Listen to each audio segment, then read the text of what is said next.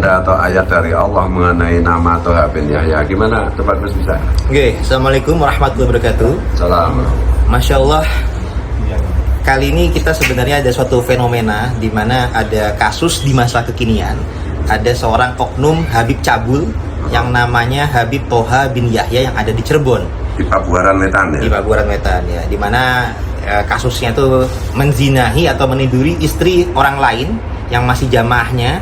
Santri paling setianya katanya. Betul, dan bahkan katanya sudah 7 kali ditiduri. Ya. Nah, tapi yang menarik adalah nama Toha bin Yahya ini sendiri.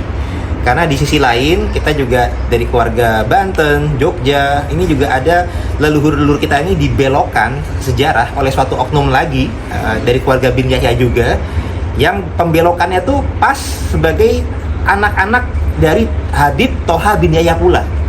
Contoh, Kanjeng Raden Tumenggung Sumodiningrat yang aslinya itu adalah anak daripada Raden Jayaningrat yang dimakamkan di Jejeran Bantul, ini diklaim sebagai tokoh lain yang bermakam di Semarang dengan nama Hasan bin Toha bin Yahya.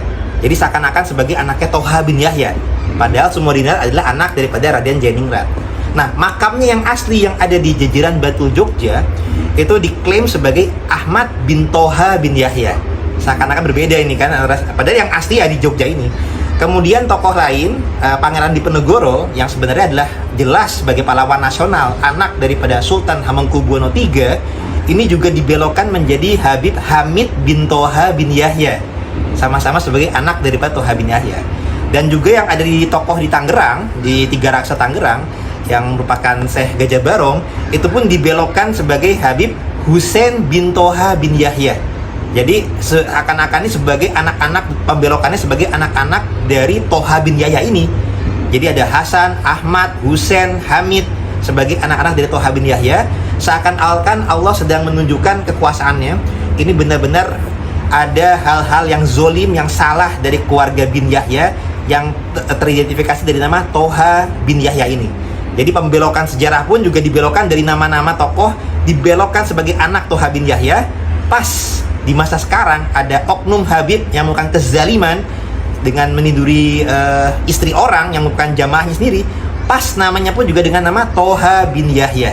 Ini merupakan petunjuk dari Allah, merupakan pertanda alam bahwasanya hal yang terjadi ini perlu kita waspadai dan harus kezalimannya kita hentikan. Dan kita harapkan keluarga bin Yahya dan oknum-oknum tersebut, baik yang bernama Toha bin Yahya maupun yang membelokkan sejarahnya, yang juga dikenal oleh masyarakat sebagai ulama yang alim, ya saya berani sebut namanya Habib Lutfi bin Yahya. Semoga sama-sama tobat, sama-sama insyaf, jangan lagi berbuat kezaliman di muka bumi ini, terutama kepada bangsa Indonesia.